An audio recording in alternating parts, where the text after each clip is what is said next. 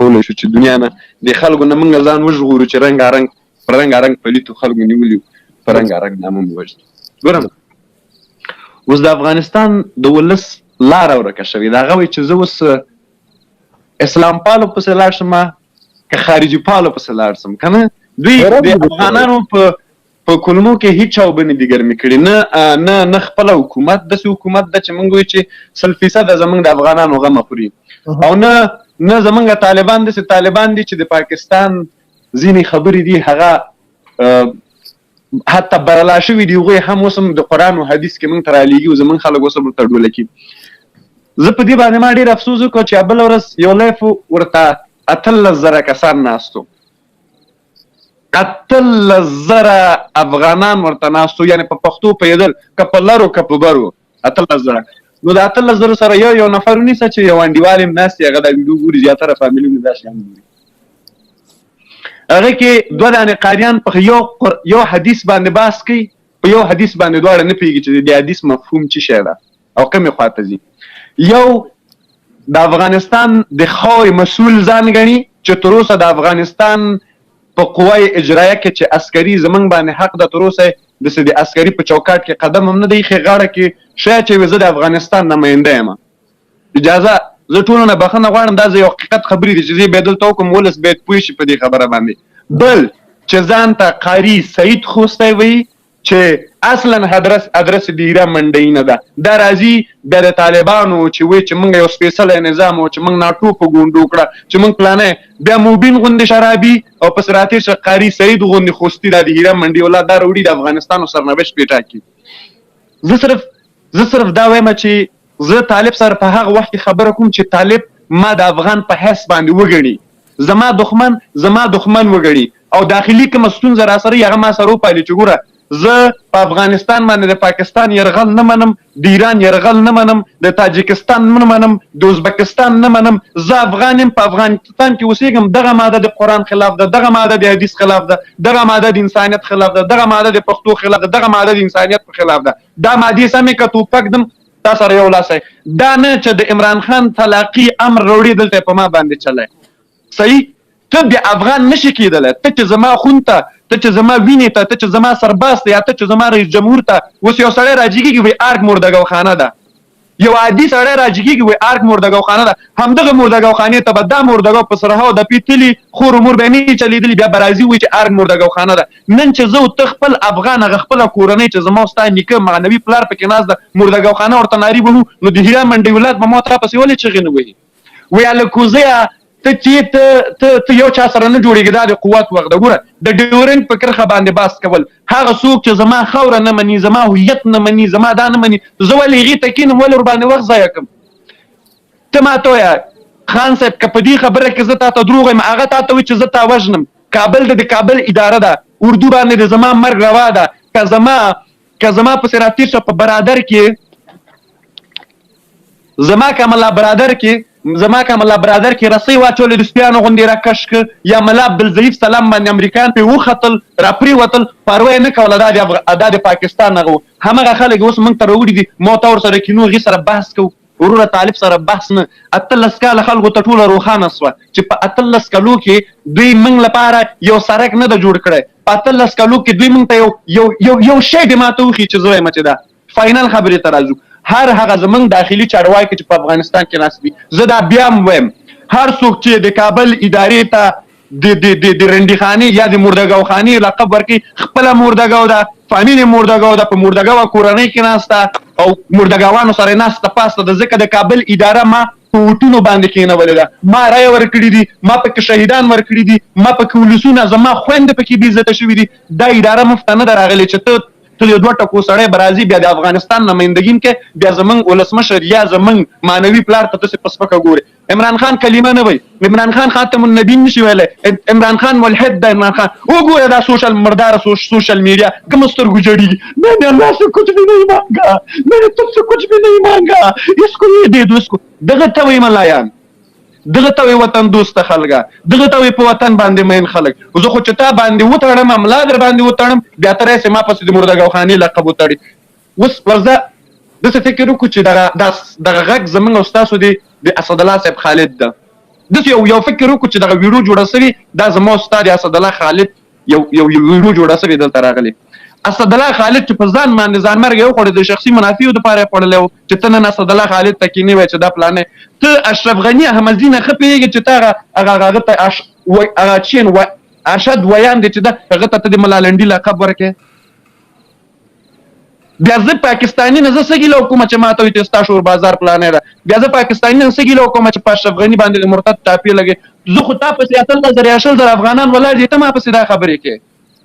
الکوزۍ صاحب هغې باره کې مونږ لکه غږېدلي نه زما صرف دا وینا دلته دین وګوره تاسو معنا دا ده چې تاسو په دې دولتونو باندې خبرو کوئ. اوس ګوره سوشل میډیا لکان ایران دي چې اوس چا پسې لاړ شي دا ځوانان دي چا غږ پورته کړي. اوس مو ته باید داسې یو سړی انتخاب کړو چې هغه د ولس په خاطر باندې خبره وکړي د نظام په خاطر باندې خبره وکړي. نیوکه ولره زه نه وایم نیوکه مه لره. سربازان د بیجای خلک وژني ستا سربازان دي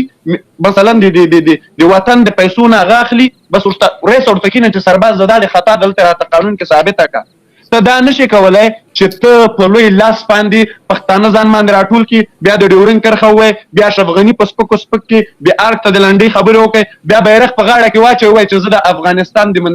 د افغانستان د خوا نه طرفداري کوم. زه دا خلاصه خبر کوم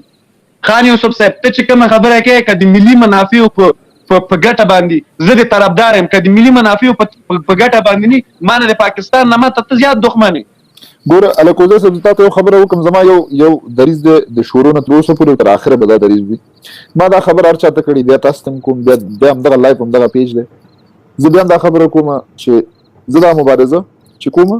د دې شخصي ذمهوار مسؤل زه یم. زه مشر ګڼم نه ما کله ګڼلی و. زما مشر زما دوه مشران دي دوه مشران مې دي یو هغه رب الجلال دی او دویم زما مور پلار دی. دې نه پورته زه مشر نه ګڼم. دا مبارزه چې کوم زه هغه وطن دپاره یې کوم او چې څوک زما وطن ته همدغه د چا چې تو هغه ورکې مثال ورکې زه په دې ښه پوه شلم. زه وحي انسان یم چې زه ورپسې خبرې هم کوم زه ورپسې سم جګېږم حتی چې ټلیفون کې مې اختیار ورکوم او زه هم بیا بېرته ورسره کښېنم هم. الکوزۍ صاحب څه شوې الکوزۍ صاحب نه پوهېږم قطر شو بېرته رایشه که بېرته راغلی الکوزۍ صاحب که بېرته رایشه ښه به وي تو درې زه وګورم بېرته راغلی ښه بخا زه دې سیستم باندې هېڅ نه پوهېږم خپله وځي نو زه پرې نیوکې هم کوم حتی چې هماغه نیوکو ما ورته دا خبره هم کړې وه چې ګوره زی ابازو ته به راځي ابازو ته به راځي ابازو ته راغی مجبوره شو ویډیو یې وکړه لایف یې وکړو چې زما ورونو ما نه بد شوي دي ما جک والي ما بد کړي دي زه غواړم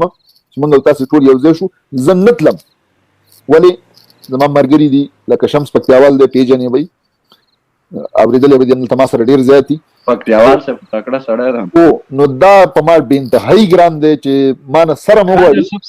هغې ما ته یو خبره کوم د لایف کسان خو نه ښکاري چې لایف کسان څو دي 531 کسه فیلنې ګوري. ښه ټولو ته سلامونه کوم زه یو خبره کوم چې په خدای په 10 سپارې مو د قسمي دغه کورونا وایرس نه د څوک خلاص نشي چې زه د سوشل میډیا په سطحه چا سره ذاتي دښمني نه لرم. زه د سوشل میډیا له سطحه ذاتي دښمني زه چا سره نه پالم نه مې تربوریت پاللی نه مې بل پاللی. زه وایم چې ګورئ اوس موږ ته سوشل میډیا په لاس راغلی اوس زموږ ځوانان ویښ شوي دي اوس چې دا مینه کوي د ځوانانو ذهنونه مه غلطوه. اوس د ځوانانو ذهن بلې خوا ته موړه چې ته ورته ارګ دا اعلانه خو چالته ایسی په کونه کې ورته پچکاري وکړله سبا ځانمرګي ته برابرېږي. ولې دا خبره کوي زمونږ او ستاسو دکې کامیابي چې موږ د اوسني نظام چې هر څنګه ګوډو مات ده موږ اول دې سره باید په پښو ودرېږو د هغې تر څنګ باید نور موږ خپل په دې قانون کې اصلاحات راولو. اوس ګوره اشرف غني نه موږ او تاسو ښه نه پوهېږو خان یوسف صاحب. زه که فارغ یم د یو پوهنځۍ نه به فارغ یم ته چې فارغ یې مهرباني د قرآن و حدیث نه فارغ یې هلته کښېنه په مسجد کې غټ سړی ځان ته قاري صاحب هم وایي یا مولوي صاحب هم وایي کښېنه هلته صورت وایي آیات وایي حدیث وایي سبا خدای پاک ما نه تا نه زیاته پوښتنه تا نه کوي ځکه زه خو بېسواده یم یو علمي فلسفه جوړه کړه څه کوې همغه مدرسه کې درس وایي همغه مدرسې ته دا مورګوخانې دي بده خبر ده. په مدرسه کې به یو عالم د قرآن هم فارغ شوی هغه به داسې مرحلې ته راغلی چې ځانمرګی به یې نه کړی هغه به اوس د علم طرفداري کوي مګر موږ داسې نشو کولی چې د پاکستان یا هر ځای کې مدرسو ته چې دا ټولې مردګوخانې دي. زما سره مطلب دا ده چې زه چا سره شخصي دښمني نه پالم هر هغه څوک چې د ملي منافعو خبره کوي د هغې په وړاندې به موږ درېږو که دا تاسو وایئ چې دا بس که یو ځل مې بس کړي وو 2 ځل مې بس کړل 3 ځلې مې بس کړل 4 ځلې مې دا خو داسې نه کېږي چې دا به ول کوي زه به یې پاکوم. الکوزۍ صاحب دلته ستا چې زیاتره مینوال دي نو هغې تا نه یو هیله کوي زه به یې درته پینم کړمه ودرېږه دا وګوره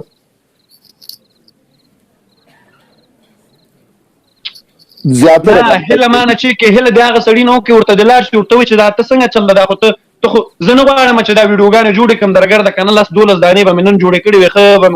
ښه به مې برابر کړه زه نه غواړم چې جوړې کړم دا ولس چې دا 18,000 کسان ورته زنده‌باد نارې وي زه وایم ځان نه لکېګانې مه جوړوي لاړ شي پښتنه کړو چې دا ته چې کوې چا ته لګې